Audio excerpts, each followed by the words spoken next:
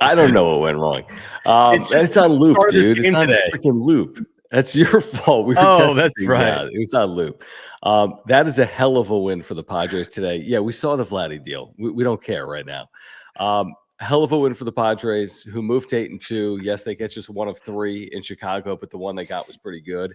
And 8-2 is pretty good. And you'll take a lot of 8-2 stretches if you're a Padres fan this year. So make your way in. Year-round content for you if you're a baseball fan, if you're a Padres fan. We're here to talk about the series in Chicago, including the Sunday win. They rally from 7-3 down to win, taking advantage of a Justin Turner error, of all things, Chef Kiss, as the Padres win 8-7. So make your way in.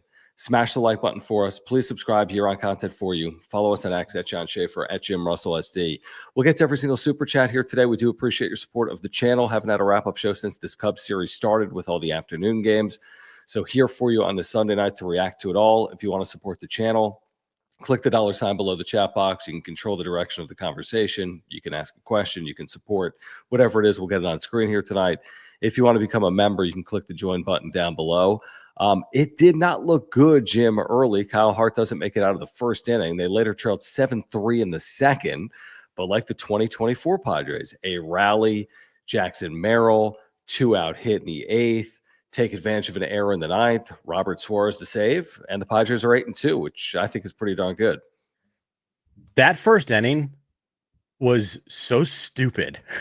I think you might have been driving back from Palm Springs, so you didn't get to watch it. Thankfully for your eyes, I watched the video recap, including the back-to-back balks. Dude, what the hell? Gillespie. All right, so AJ Casville put together a first inning recap. Listen to this. Padres Cubs in the first, 18 total batters, 7 total walks, 2 balks, 3 infield hits, a hit by pitch. It was 46 minutes long, 8 runs scored total. At that time, the Cubs led 5-3 after 1 inning. I was like, if this is going to be like this all day long, oh my God. You know, when you thought in the top of the first, you're like, all right, cool. Padres fighting back, you know, didn't put much together in the first, but they scratch across 3 runs. That's great. And then Kyle Hart gets on the mound. And then like from pitch 1, you're like, uh-oh, here we go. And it was just, it was the typical, here it goes, guys, typical grit squad game.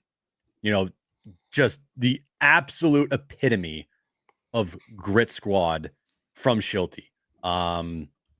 Logan Gillespie, even though he gave up that bomb to Kyle Tucker, probably was the MVP of that game, I would say. Just like getting to, what was it, the 5th or 6th inning without having Gillespie? Yeah. He went 4 innings. He got till 2 outs in the 5th. Yeah.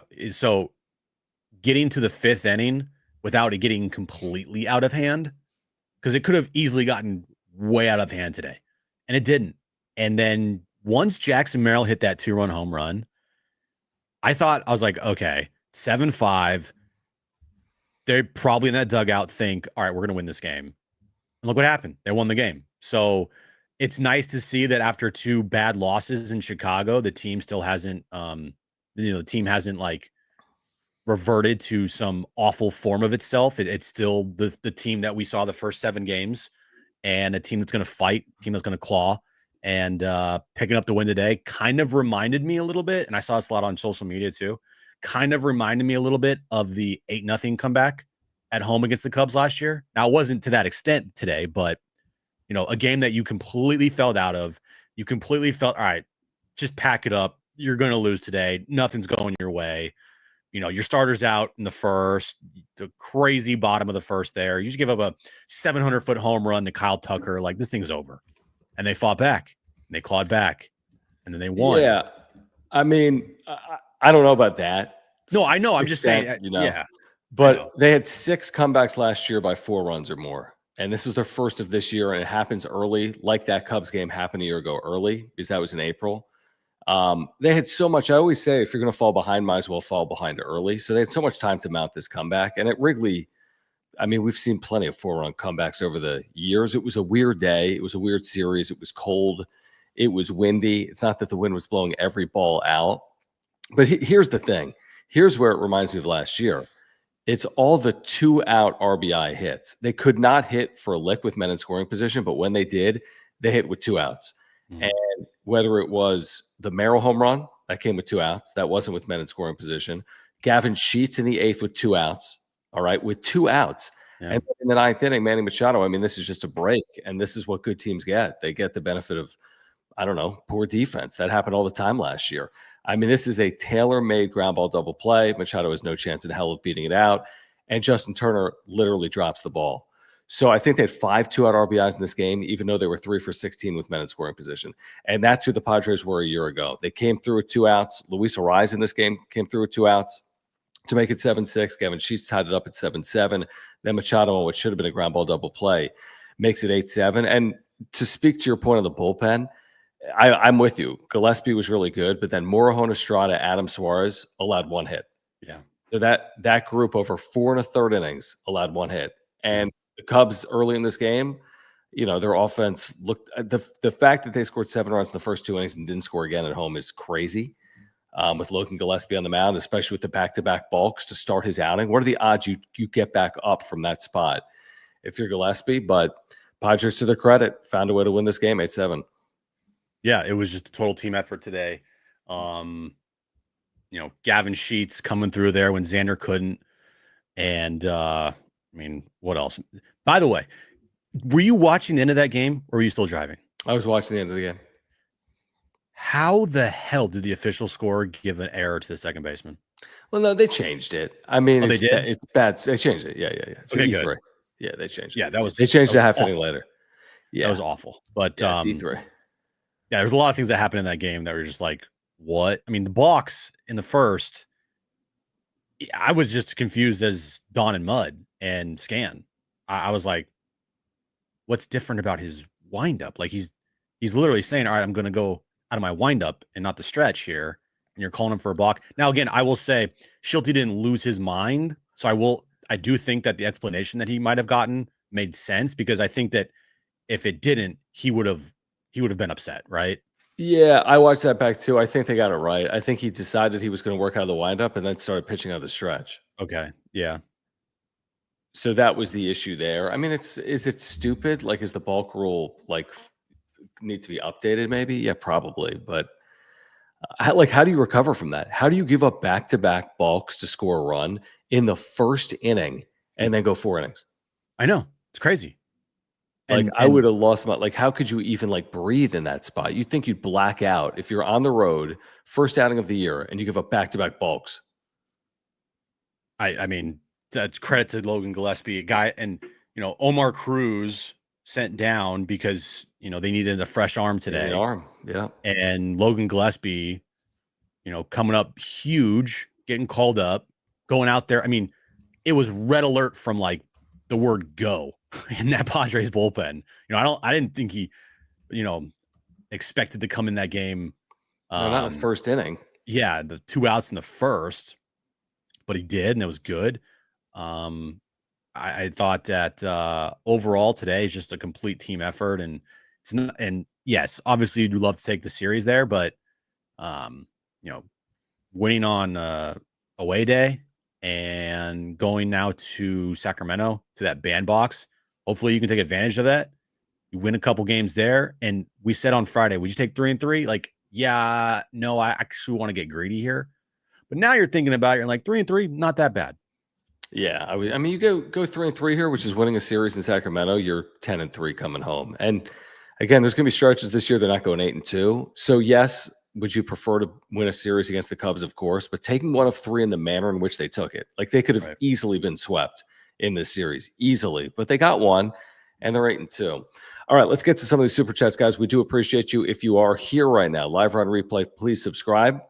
Year-round content for baseball and Padres fans. And also, we need to get some likes on this video. How many likes do we need on this video, Jim? 300 minimum.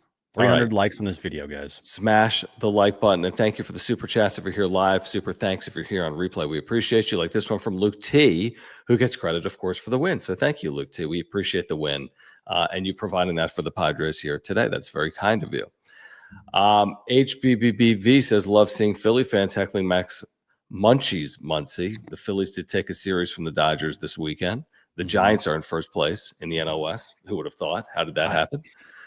I told you the Giants were going to be pesky this year, man. Everyone's like, Giants suck. Like, I think the Giants are going to be a team that I don't know if they're going to win like 93 games, but you saw what happened a couple years ago in 2021. They just went on a roll, and you're like, how are they doing this? And how many walk-offs do they have this year and comebacks in the ninth inning already? A few. It's early. I know it's early. The standings don't apply April 6th. I know. Vector 53, thank you. It says Merrill's a spark plug for the team to not give up. I mean, there's no question about it. When he hit that ball, I don't even think that he thought initially he got it. And if you watch the reaction of the center fielder, the way he drifts on it, right, it just kept going. That's like a typical man. Merrill has sneaky. It's not even sneaky anymore. But man, the ball really travels off his freaking bat. 3 home runs already, Jim, in 10 games. I mean, that's a big number for a guy that hit 24 a year ago. He's still 21 years old. That was a huge moment with 2 outs there to get the Padres back in the game. He already leads the team in homers. He leads the team in RBI. He leads the team in almost every, I think, offensive category through the first 10 games of the year. I mean, he is just continuing to show you he is a superstar player. Like superstar player, all-star, a guy that is going to, want to be up in the biggest moments. And, his attitude, tell me if you agree with this, from a standpoint of like, I want to be at the plate in the biggest moments, kind of reminds me like of a Bryce Harper. Yeah, he lives for those moments. Yeah. I agree with that. Yeah, because Bryce is like, I want to bat. Like, put me in those big moments. I'm not scared of anything. That to me is like Jackson Merrill. I just feel confident when he's at the plate. I do too. I mean, the start to his career could not have gone any better, is what I would say. Yeah. And hopefully it continues. But I mean, we thought 24 home runs was a pretty big number a year ago. 3 in 10 games is a big number. It's huge. So like if he improves on 24, and I don't know what that looks like. Is it 30? Is it more?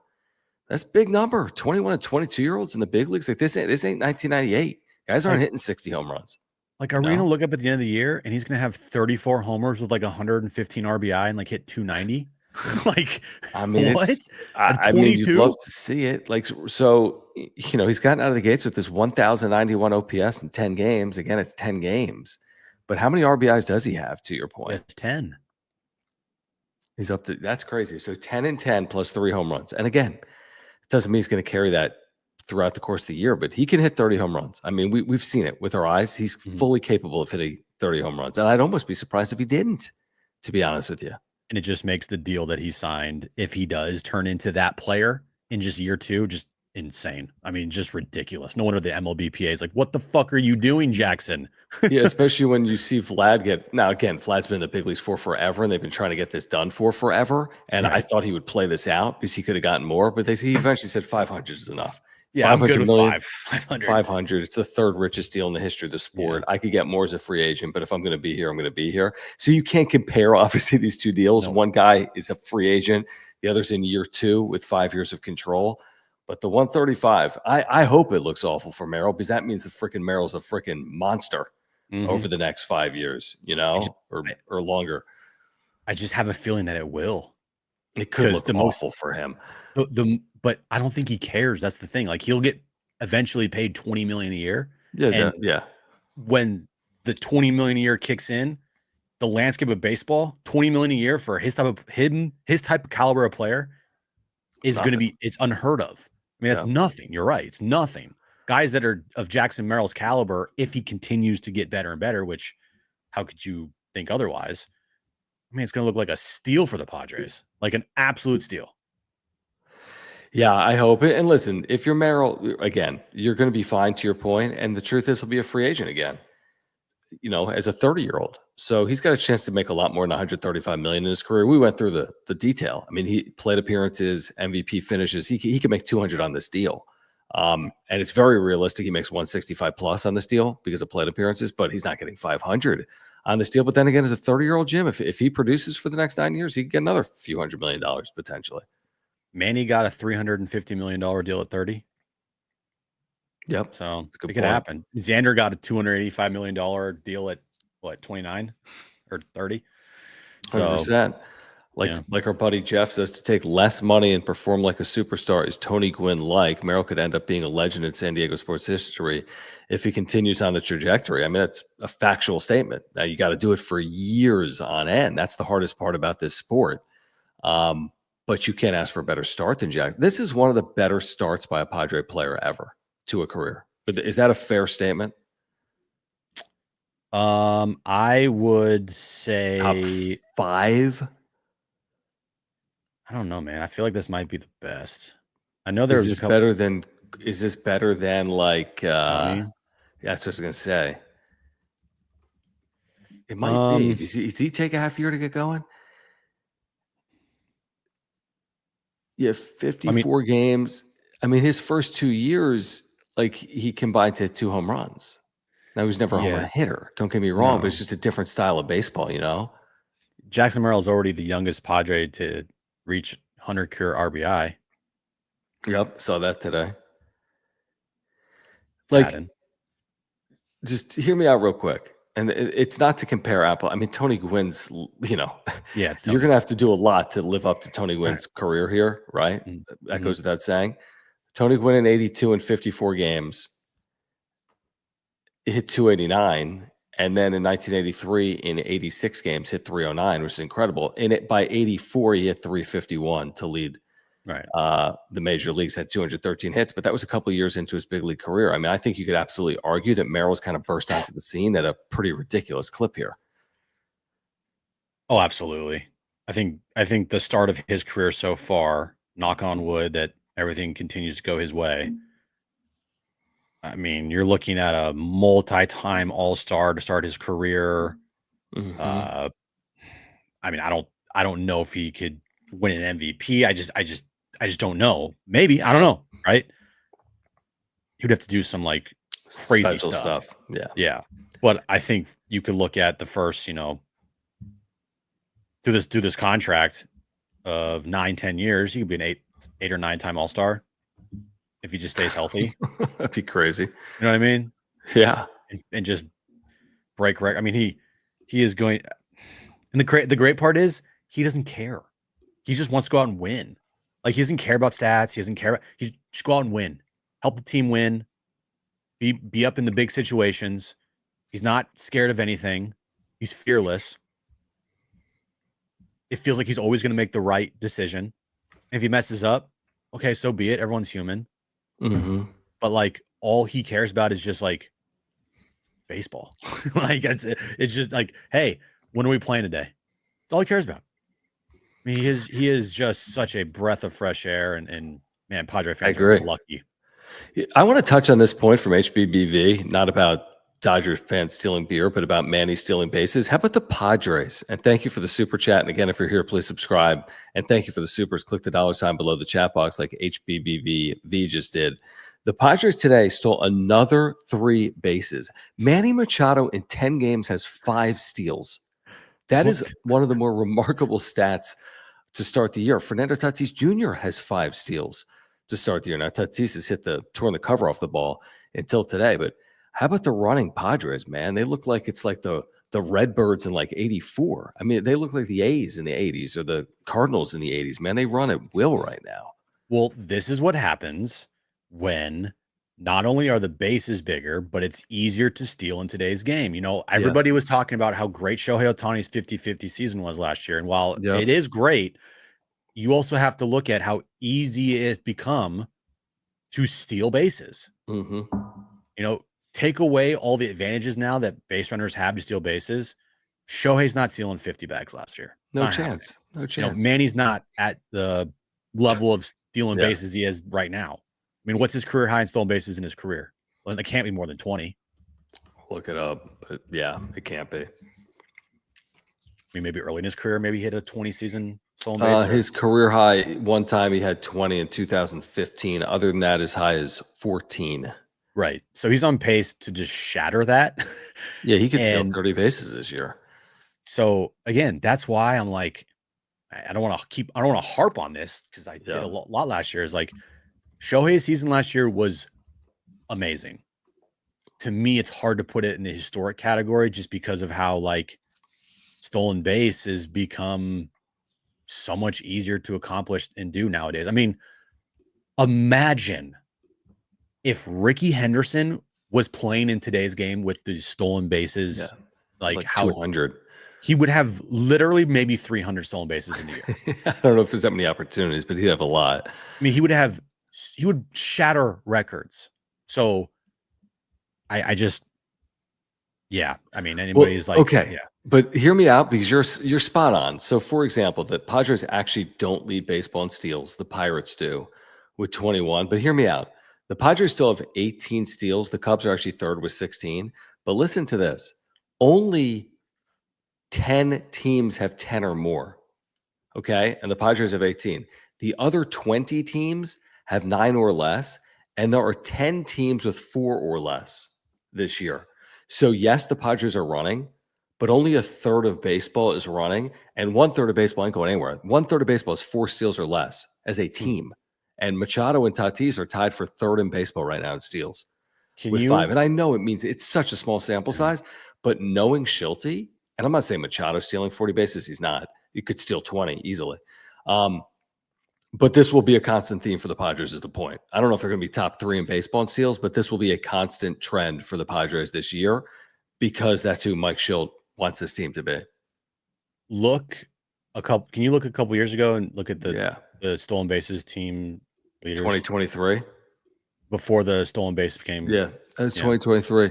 The most steals in 2023 was Cincinnati with 190 as a team. That in 2023, this is Melvin's last year, the Padres had 137, which was 9th in baseball. The fewest in baseball in 2023, the Giants had 57. Then let's see what happened last year.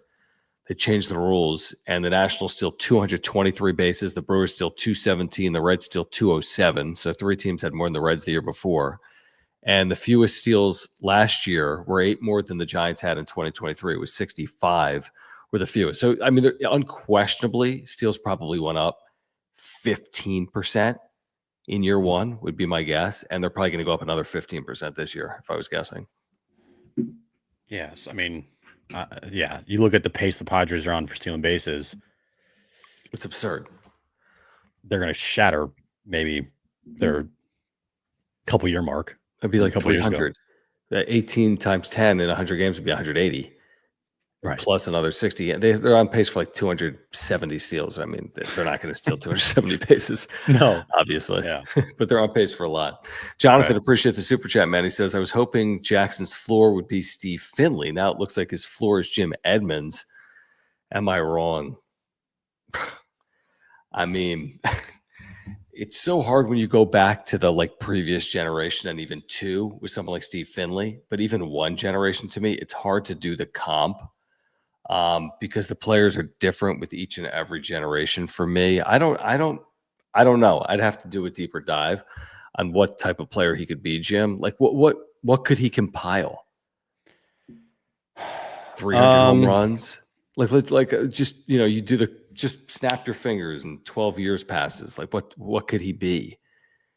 Trying to look for something real quick here. So what do they have for comps at Baseball Reference? Let's see. I seriously, I'm not joking. Like I'm not joking at all. Okay. Bryce Harper. Yeah, I don't know if what's Harper's like. I don't know if he'll ever be that feared of a power hitter. Maybe he will be. Bryce Harper's first 3 years in the big leagues, and this was, also when he was around, I think, 21 years old. Okay. 22 home runs, 20 home runs, 13 home runs. Yep. Then he went boom. And then 42 home runs, but then back down to 24, 29, 34, 35, 13 COVID, 35, 18, 21, 30 last year. And then he has 1 this year. And he's at 37. I don't know if Jackson can never go to the 40 mark. And by the way, the most RBI in a season for Bryce Harper is 114. He's only had 100 RBI in 2 seasons of his career. That's amazing. And you look at his career OPS is 909, probably a little high for Jackson, I would say. But when you look at his average and his on base percent, I don't know, dude. I think. I mean, maybe that's a little bit too far, but well, listen to this. Okay, I'm at Baseball Reference. Similar batters through age 21, and again, that's such a small sample, right? But the most comparable batter through age 21 historically is Julio Rodriguez. But the other comps are pretty ridiculous. I mean, a couple of these like the number 10 comp to similar batters through 21 is Willie Mays. Number 9 is Ryan Zimmerman. Number 8 is Stan Musial. There's some weird ones in there, like Rocco Baldelli. Remember last year when it was like when Willie, well, I'm not laughing because of this, but Willie Mays passed away, and Mary Lou's was like, "Hey Jackson, what's your favorite like memory of Willie Mays?" It made no sense, right? Like, why are you asking Jackson Merrill? Because he's a center fielder. Did he have an answer on it? To his credit, yes, he did, and he was like, "Oh gosh." I was like, "What?"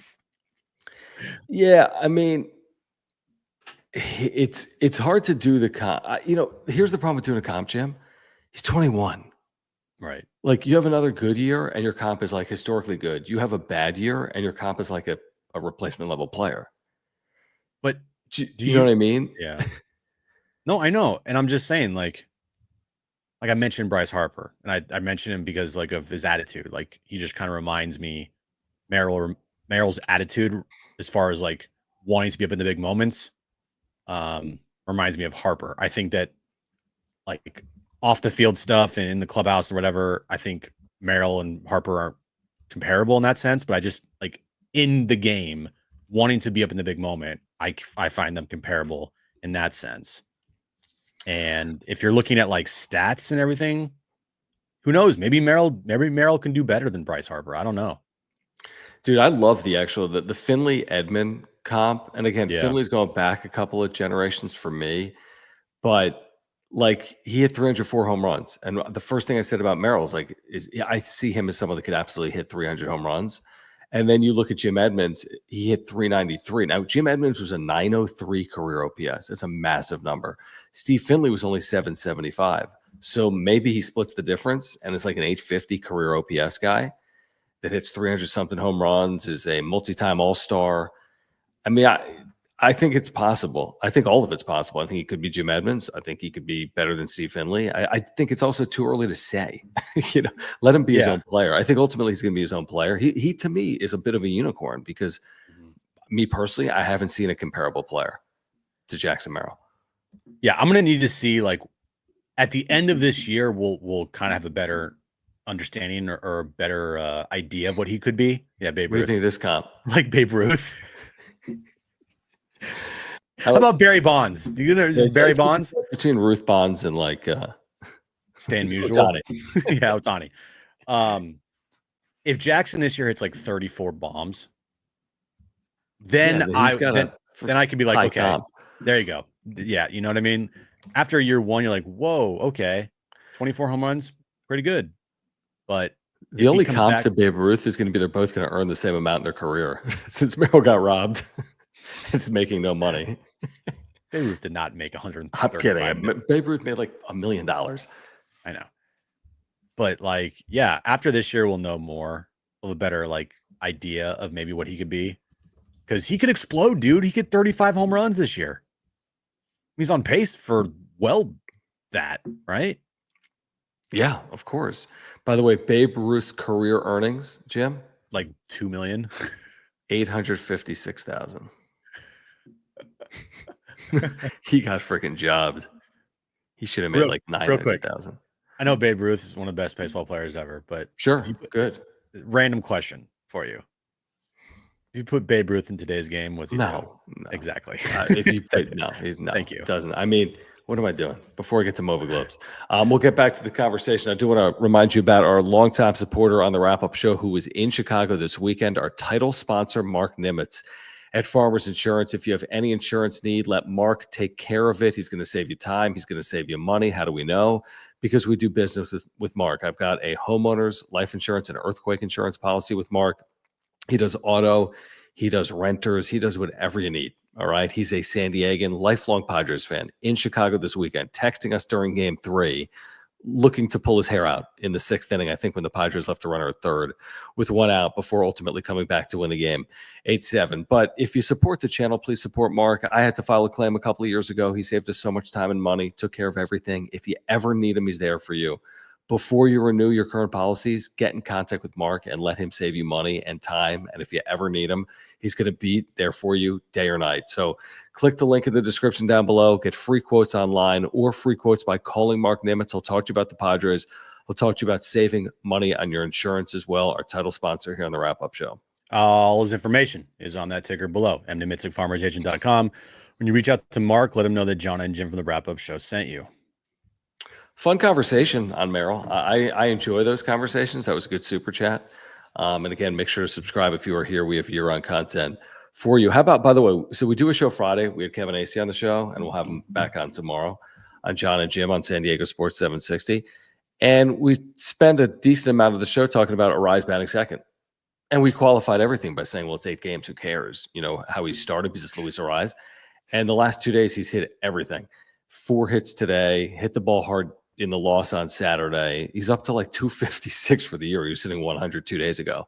So I guess if anyone had any concern with Arraez's slow week, which it was, well, he's had an equally hot weekend in Chicago, and I expect that to continue, Jim. When they go to Oakland, he's gonna have 7 hits in this Oakland series or Sacramento series or Vegas series or whoever the hell they are series. He's 10 for his last 27. Okay. That's a 370 clip.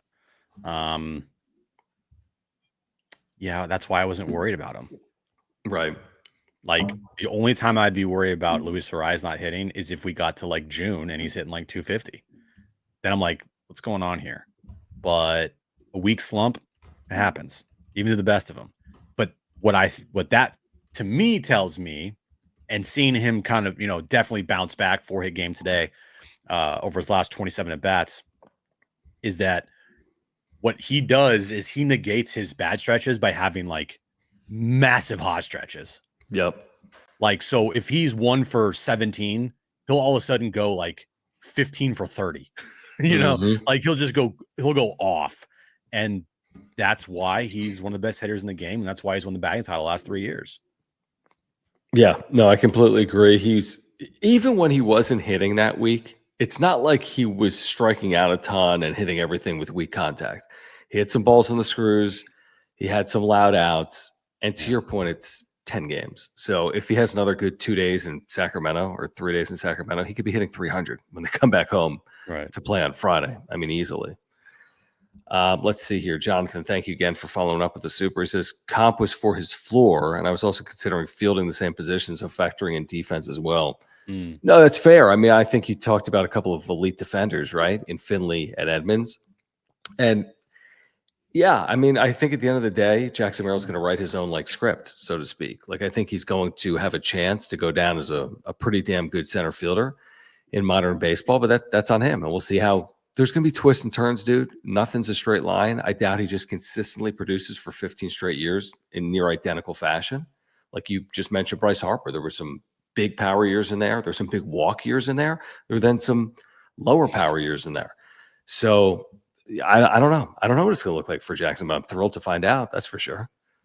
I would think that as far as defensively goes, it's going to be kind of hard to beat out like Jim Edmonds and Steve Jim Finley Edmonds is impossible. Especially Jim Edmonds. Like you're just not. I mean, Jackson Merrill is a good, good center fielder defensively, but I'm sorry, he's nowhere close to what Jim Edmonds was.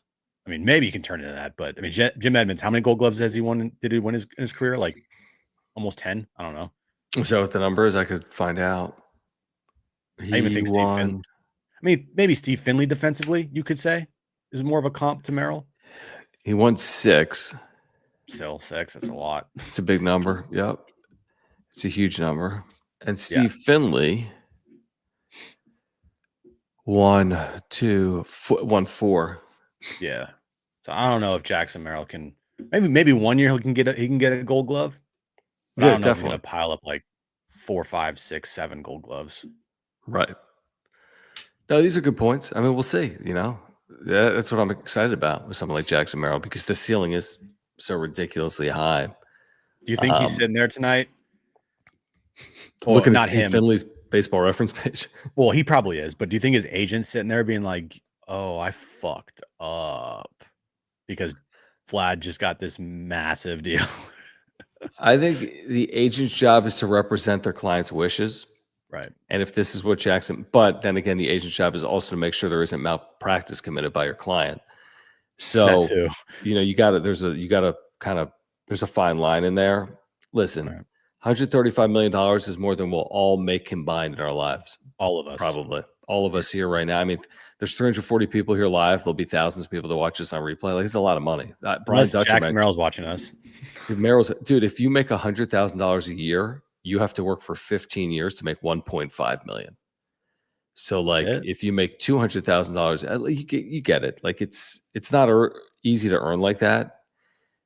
But then again, he signed this deal. Yeah, I don't know. It might not go down as a great deal for Jackson Merrill, but it should go down as a damn good deal for the San Diego Padres. And he might win because of it, Jim, because they can build around him. Hopefully, they'll use this money and spend. All he says he cares about is winning. All he wants to do is win. And this deal gives the Padres a great chance to build a good team around him to win. That's exactly right. Yeah, I mean, I get it. Like, there's a lot of people defending the contract, which I understand, because why wouldn't you be? What are you reading? I'm just looking at the comments. Pull it up. Like, why are you acting like he signed a $75 million contract? He will make $200 million and wants a championship. It's on the lower end, but it's what he wanted. Okay, that's basically what we said. And then there's this wanted.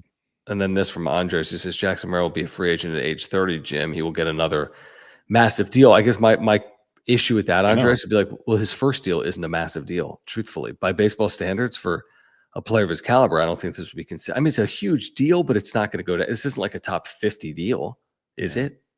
And no, it's not. No. Another thing too, outside of that, for people, for like, and I just said it, I know, but it's like, Vladdy's been in baseball for how long? 6 years, I think.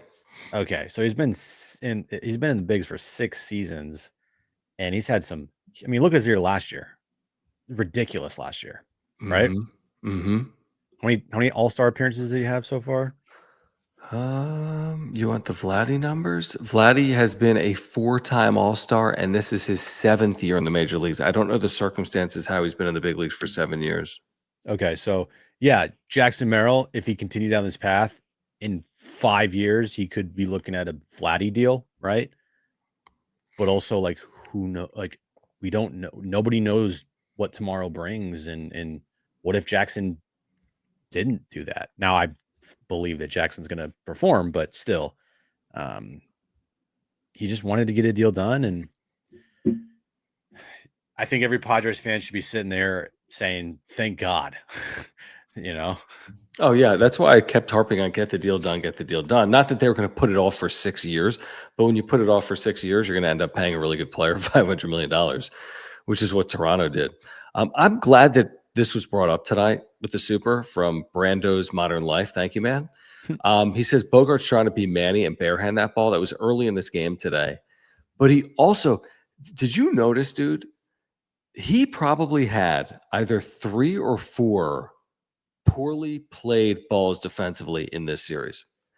He had a ball where he might have been shielded that like hit off his mitt today that got into center field. He had this barehanded play that made no sense. He had a play yesterday that was super awkward.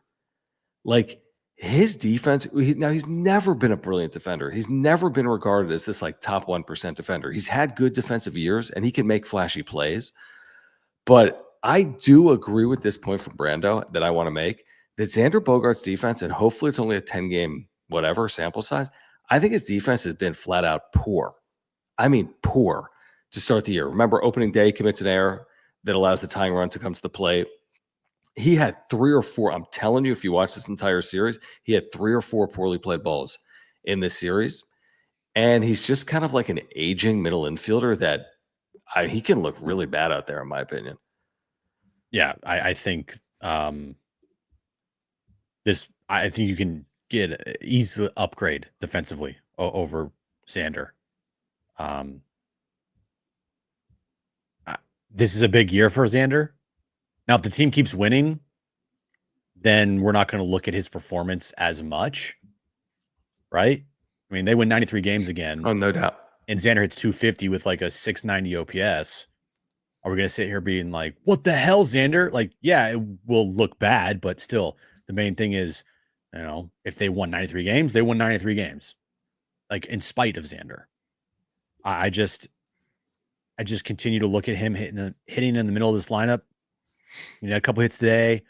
He hasn't looked completely lost at the plate.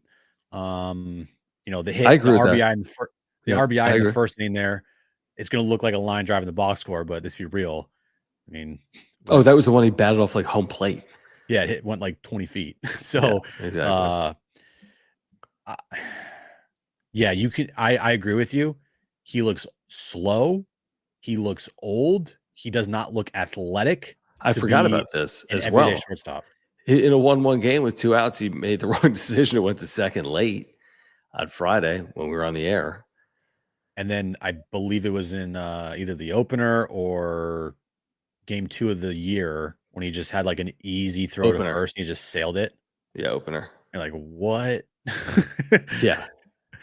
It is an interesting comment. Out of all the shortstops on this roster, Bogey is the worst.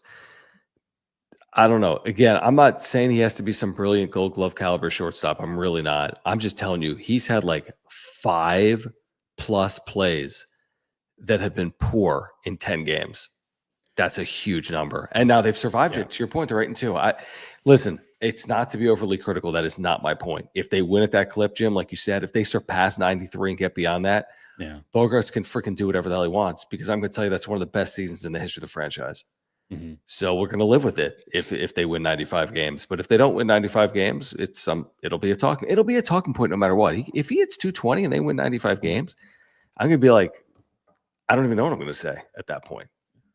The one thing that does overall concern me, like just through the first 10 games that I've seen, is the Xander defense, like you'd mentioned, but also Luis Arraez defensively. Awful. Yeah, he's never been a good defender, though, so at least that is the admission. I thought he was good second half last year with the Padres. He might be reverting back to what he's been known for, which is a poor defender. He has made some really awful mistakes at first base, and a couple times today, even Mud's like, what are you doing out there? Yeah, they had that one inning that was awful with their infield. They looked awful, really bad. But their defense, again, I think is, listen, when you've got freaking Manny Machado anchoring, Jake Cronenworth with an awful throw today. But Manny had an amazing play today. You see that play? I did. Holy shit. Incredible. Yeah, and he'll do that. He'll make that play, right? Mm-hmm. Yeah. But Jake's a good defender. Manny's a brilliant defender. I think Xander should hold his own, although he hasn't. And Luis Arraez is a bad fielder, but you should be able to hide bad fielders at first. That's the theory. But he can't. He's been out of place too many times. He's just so little for playing first base, isn't he? No, it's not about being little to me. It's He takes up no space. Well, one, he's not the most athletic guy. Like you mentioned the other day, he's the slowest, fastest looking person ever. But he just, so far, he's not in the right spots at times. And it's pretty basic plays, like there's a ball to Jake, and I forget what inning it was. And he, went to his right to get it, but that was clearly Jake's ball. There was no one covering first. Guy saved it first. Right. And then another play happened maybe last night. I forget what day it is. My brain is whatever. Ball goes to Jake. Now, again, it was a great play by Jake, and maybe 7 out of 10 times he gets to right field. But all of a sudden, Arraez turns around and acts like the cutoff man instead of going to first, and there's no one at first. And so I'm like, what are you doing? Like he has been out of position a good amount of times so far through the first 10 games of the year. And, that just can't happen. Now, I know he has mentioned in the offseason, like, he's a second baseman. Dude, I don't even want to imagine up the middle with Xander and Luis Arraez second and short. That would be. This is why nobody wants to pay him, because you're going to go pay a DH that doesn't hit for power. Like, he's got one amazing tool. It's the ability to hit, but not hit for power, not run, not field, right? Right. So you have one amazing tool. What is the value of that one tool? I would tell you it absolutely has value. And we've seen it time and time again in the Padres uniform. But again, you can't be a liability defensively for me if you're Luis Arraez, because you got to be able to keep your bat in the lineup, and you got to be able to hold your own at first. I thought he did a year ago. Hopefully he does it by and large this year. Arsenal Fish 21, thank you for the super. He says, you don't mean this. What's that? He doesn't mean this? Yeah, he doesn't mean this. Tatis Romero back to short, Xander to right. This isn't happening. Gurriel, Hayward, and Iglesias can walk. We need to give our farm guys a chance. What do you think about that? Wholesale changes. Just move everybody. Well, that's not happening. Right. I will say Yuli Gurriel, oof, man. He's been awful. I don't know if he's going to make it long on this team. I'd still give him chances. I mean, it's small sample sizes for guys coming off the bench. Although Sheets is it. I would much rather have Connor Joe over Yuli Gurriel. At least he can play. There's a lot of options, actually. At least he can play first base, maybe defensive switch and late in the game with. They're gonna need to probably eventually have to do that defensively, because Arraez at first and Bogaerts at short, those are very iffy spots defensively on the diamond. They just are. And if you move Cronenworth to first, maybe you put Iglesias at second. I mean, Iglesias definitely defensively is better than Luis Arraez for sure.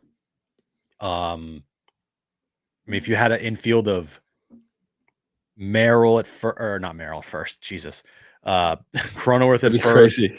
I know. Cronenworth at first, Iglesias at second, Bogey at short, Manny at third, and Luis Arraez is your DH. I think that might be the best course of action, like, if you want to have the best defense out there, right? We have this revisionist history that Fernando Tatis Jr. was a good defensive shortstop, and he wasn't. The numbers would tell you actually it was a bad one. He made some brilliant plays, but he also made some awful plays.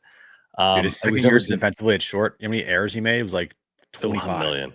And then Jackson Merrill, while he came up as shortstop, has been a brilliant center fielder. So nobody wants to change that. And by the way, Fernando Tatis Jr. has turned into a terrific right fielder. Yeah. So you're not moving Tatis, you're not moving Merrill. And Xander, I don't even know. I don't even know what you're doing with Xander. That's for another day.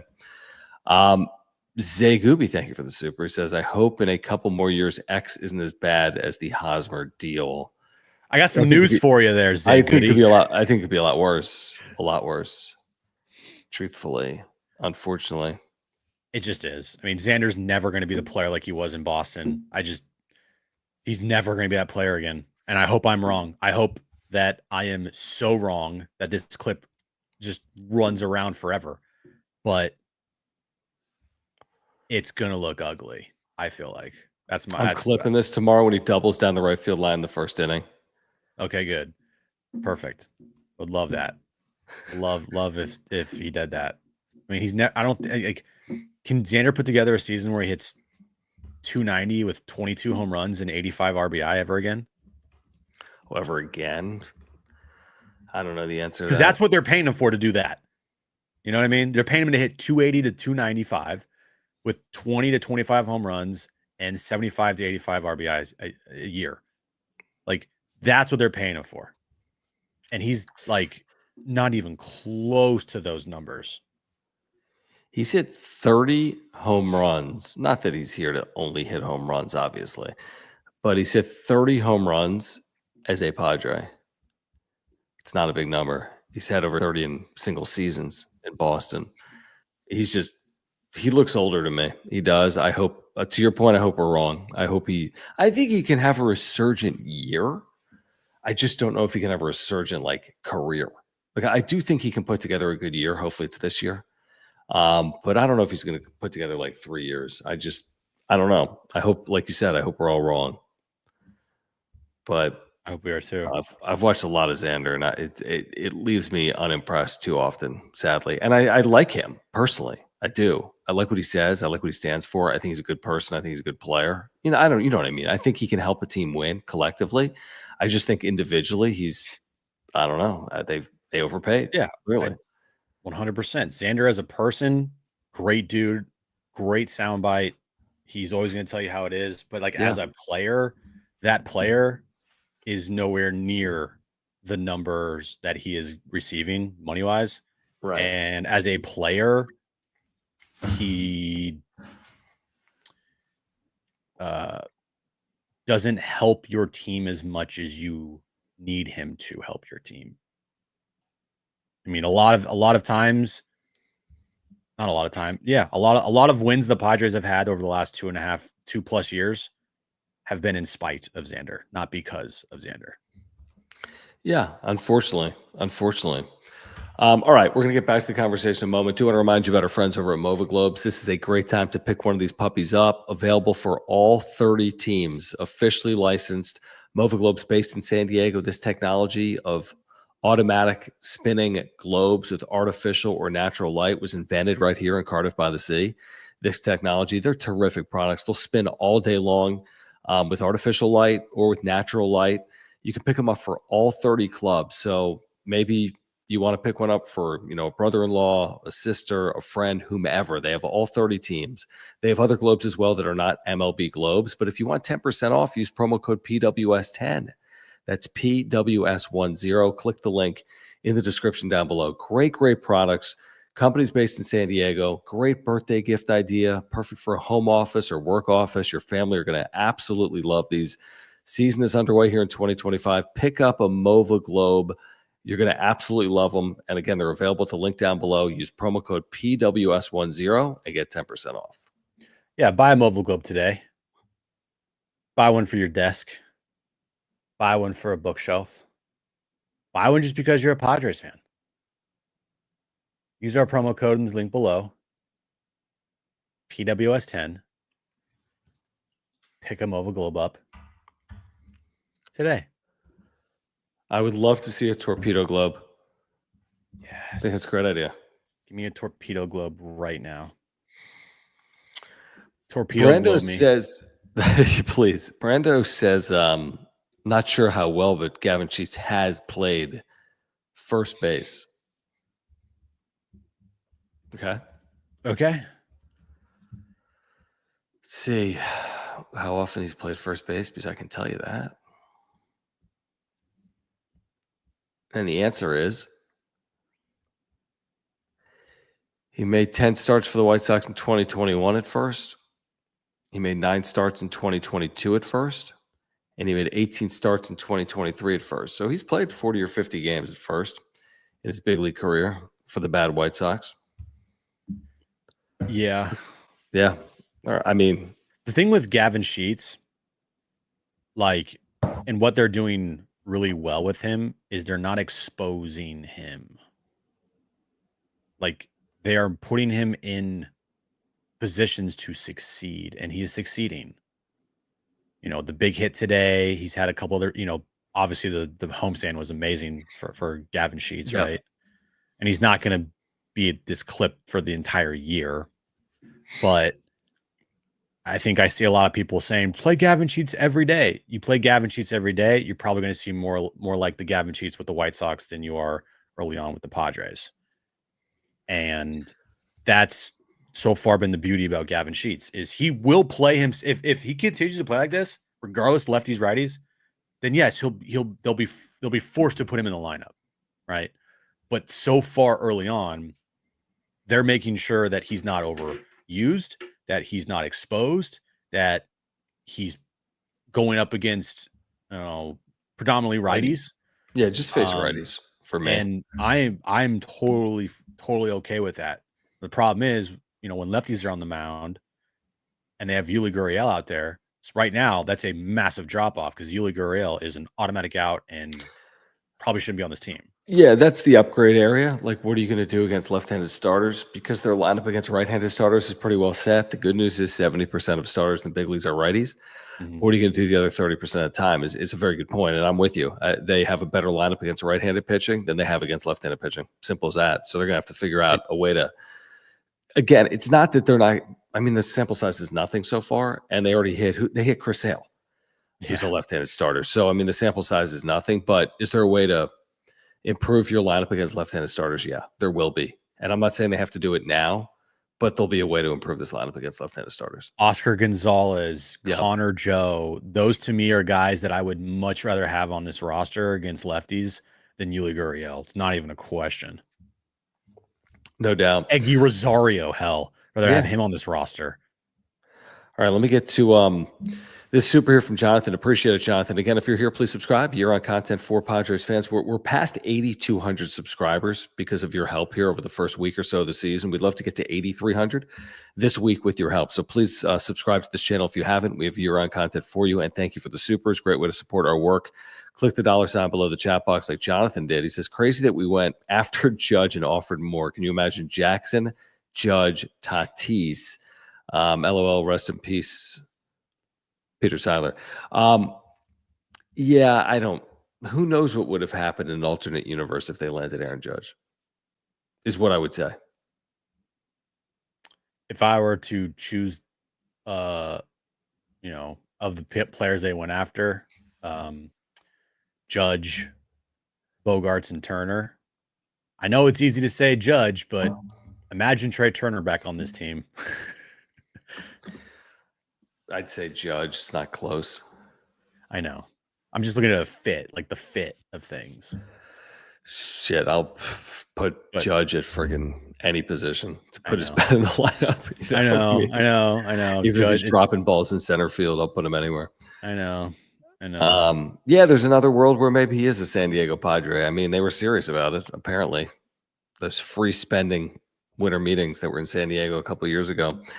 HBBBV, thank you. He says, Jim and Mickey voice, Dodgers are second in the NL West. I don't know if you want to do that yet.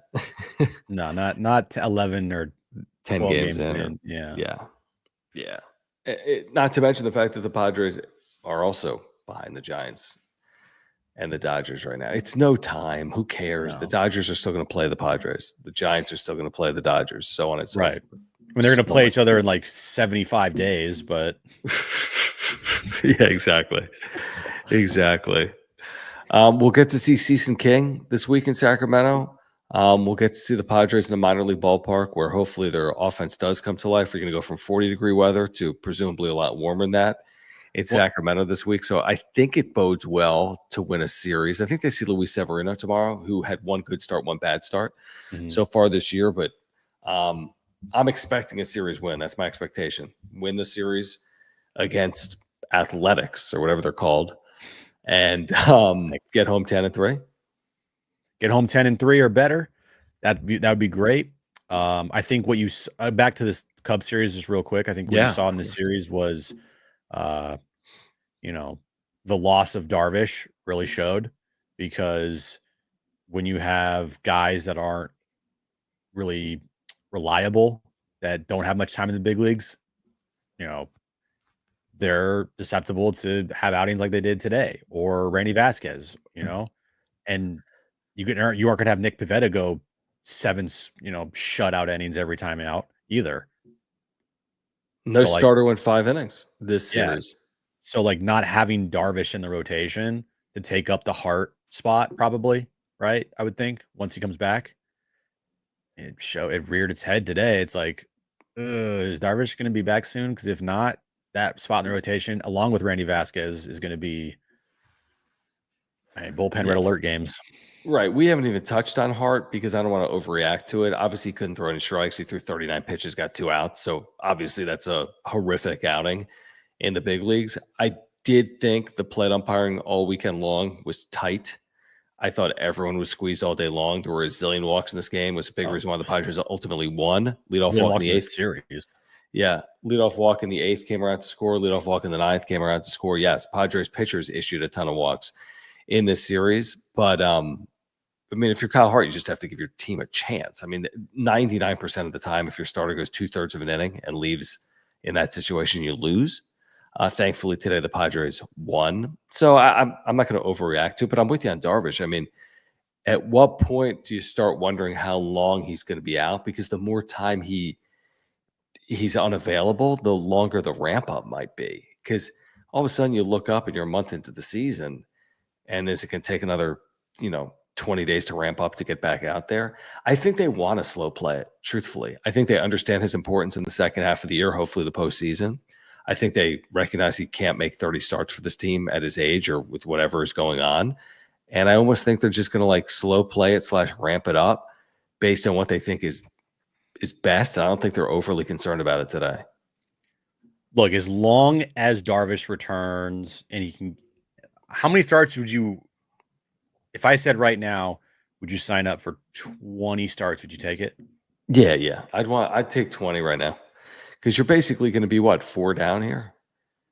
So you're down to kind of like 26 by the time you could realistically see him. I think I'd take 20 good ones. Yeah, I'll take that. 20 good ones, but it's predicated on the fact that he will be healthy at the end of the year. So that means he might miss a little more time. 100%. Okay. I'm into. I would take that right now. Yeah. I'm in on that. I mean, he's important. He could be really impactful. Yeah. So we need to see him. We just need to see him healthy. And to lose him late would be way worse. Way worse. Way worse. There's no real comp to losing him late compared to early. Guys, while we have a moment, we do want to remind you about our friends over at Underdog Fantasy. Here's the deal. If you click on the link down below and use promo code PODSWRAP, that's PADSWRAP, they are giving you a free gimme pick with Bryce Harper. This is for a Tuesday game against Atlanta. So if he has a half plate appearance, which he will, if he plays, and if he doesn't play, they give it back to you. Right. So they're giving you a free gimme pick with Bryce Harper on Tuesday. All you have to do is use promo code PODSWRAP. That's PADSWRAP. Click the link in the description down below, or scan the QR code on the screen. But here's the thing. You can pair this with the national championship game tomorrow. Let's see. For example, I mean, how good have these guys been? Both Walter Clayton Jr., LJ Cryer. I can't go points for some reason right now. But here, if I say that Walter Clayton Jr. has 22.5 points plus rebounds higher, and I say that LJ Cryer has 20.5 points plus rebounds higher, $10 on that pays. Is that a flex? No, $10 pays 30. It only does because your Harper is a given. So you can't do like. I can't go beyond 10. Yeah, you can't go beyond 10. But if you add more players. Oh, here it is. It's under flex. Oh, you idiot. 10 pays 60. But here's the thing. If I flex that, so if I just get 2 out of 3 right here and they're giving me a pick, they're giving you money here. You get 2 out of 3 right at $10, you win $30. Add more. Give me an NBA play. I'll give you an MLB play. No, give me an NBA. Aaron Judge. I will. How about this? How about this? Steph Curry over 3.5 points. You get that joke? Son of a bitch. Yes, I get that joke. Let me find MLB. Or what is it called? NBA? It's called the NBA. It's not like available. Oh, what? Because it's probably reload for tomorrow. There's probably no games tomorrow because of the national championship game. Oh, I think you're right. Anyway, let's load up on something else for the national championship. Judge. Give me like a Judge home run or something. Fine. I'll give you a Judge home run. He's the top right there. Aaron Judge home run, and then give you freaking. No, give me a Manny play. Give me a Manny play. I don't know if the Padres are up yet, bro. Type in Manny Machado. They've not played since the morning. And Michael King higher than 1.5 first inning strikeouts. I get it. That's crazy. Done. There we go. Now, $10. 10 pays 366 if you go 5 for 5 and they're giving you 1. Or flex it. You go 4 for 5. $10 pays 183.20. Plus you can get 1 wrong, and they're giving you the gimme. Give me a Manny. Give me something. Give me something with Manny too. I want. Dude, there's nothing Manny yet. It's only Michael King for the Padres. Oh, really? Because you typed in Michael King, not Padres, bro. Oh, no, it's because it'll be up tomorrow. All right. Trust me. Oh, they got Masters this week. Anyway, best and easiest place to play fantasy sports. Give me a Bobby Wood Jr. home run. See what it does. I'm not doing it right now. No, just put it in there. I want to see how much money you can get. Be a man. I'm gonna kill you. Do it, or just do a single or something. It's right there. Bobby Witt Jr.'s on your screen. I don't care.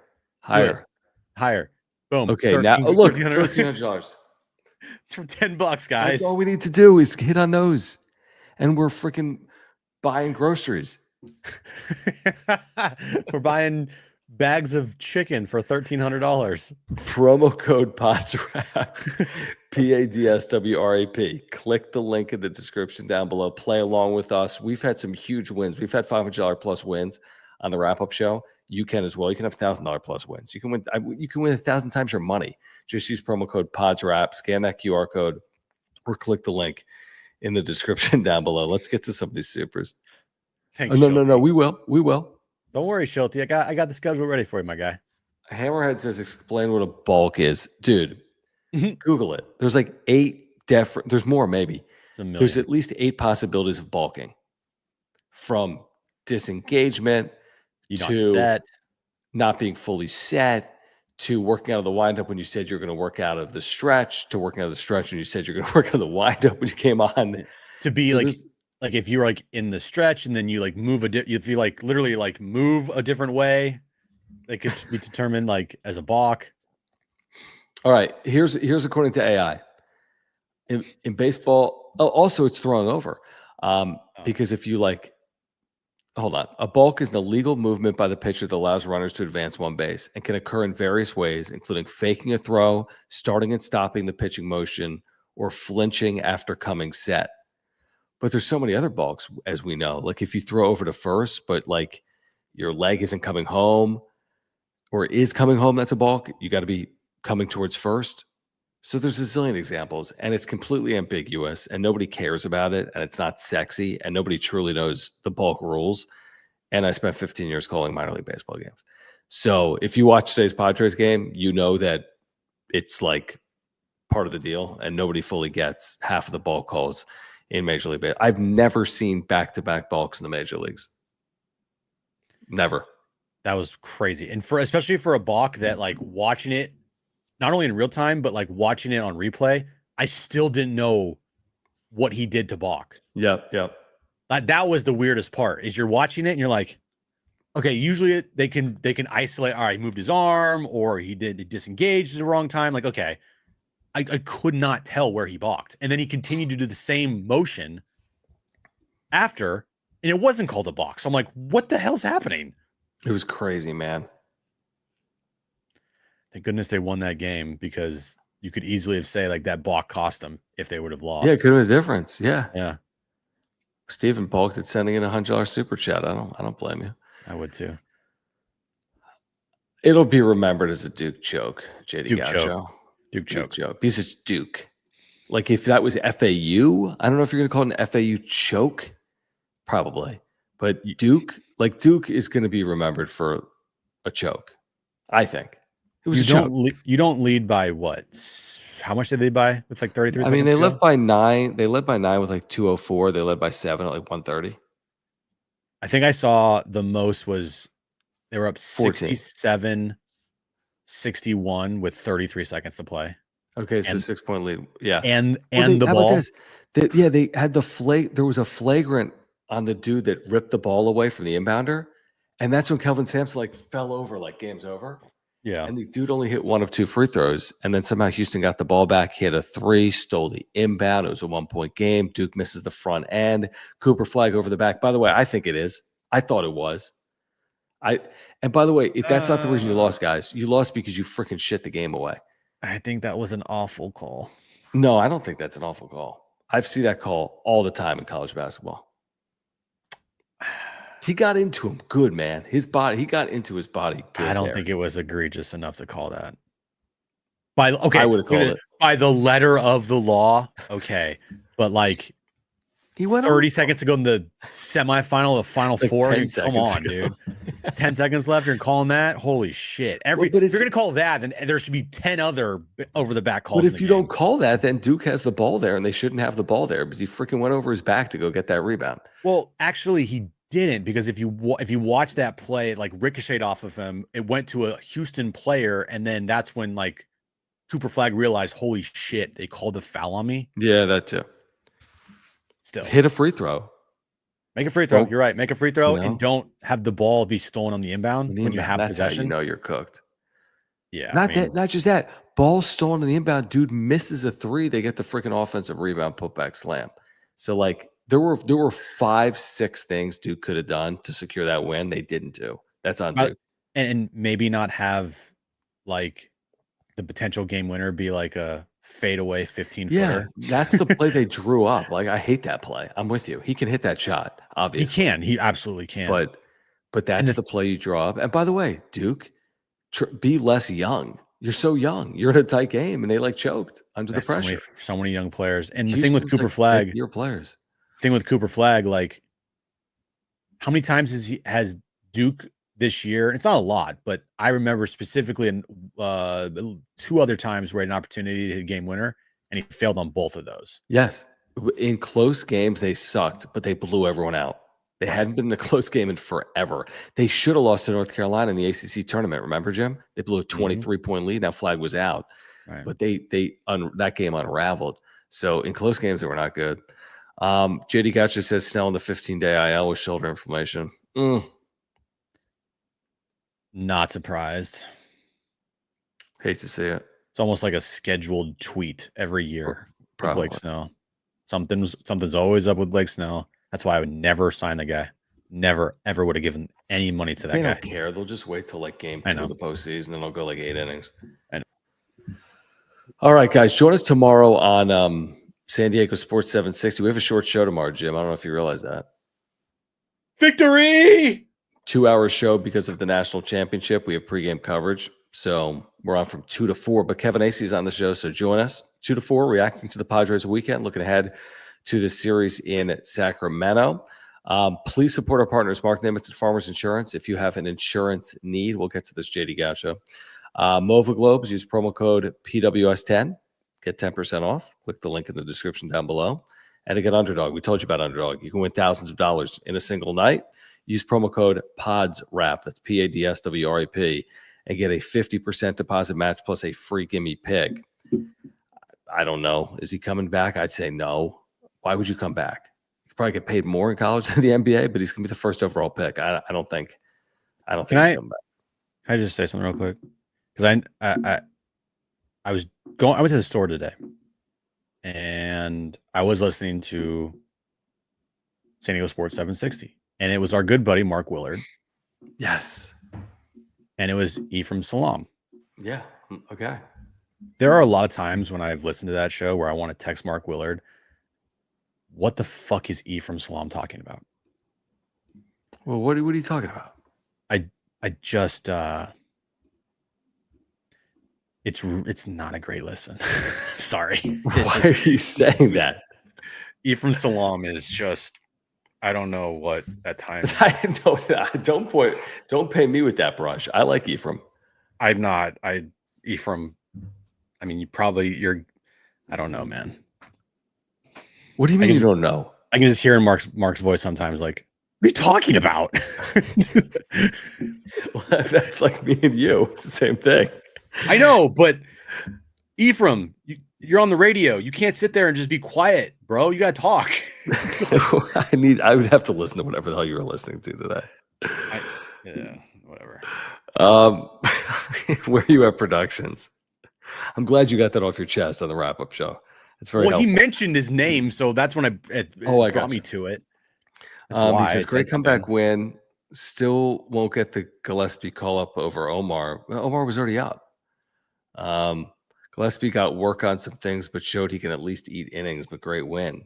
No, this was just a move because of innings. They needed arms. And he gave them – he'll be down after this because he's going to be – he went 4 innings, so he's not available for the next 2 or 3 days. So my guess is he's probably down after this. Oh, for sure. You know? So this – I don't think this has anything to do with Omar Cruz. I just think it has to do with availability. Yep. This is 100% availability. They needed an arm, especially with Kyle Hart today. Imagine if they didn't bring up Logan Gillespie today. Like, you're already probably down 1 in the bullpen with Omar Cruz.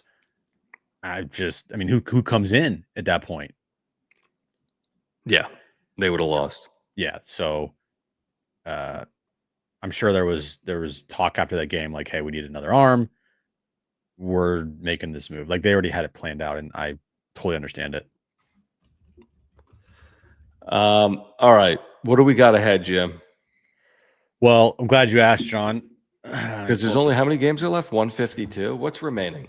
152 games remaining. It's a good question you ask. Well, if you did not know, now you do. Padres start a 3-game series with the Sacramento or whatever. I'll just call them the Oakland A's because fuck John Fisher. They have a series with the Oakland A's for 3 starting tomorrow night. 7:05 first pitch, John. Michael King on the mound against Luis Severino for the Athletics. On Tuesday, they have Dylan Cease on the mound, 7:05 start time. And then on Wednesday, it's 12:35 start in the afternoon. They have an off day on Thursday. Then they start a 3-game series with the Colorado Rockies back at home.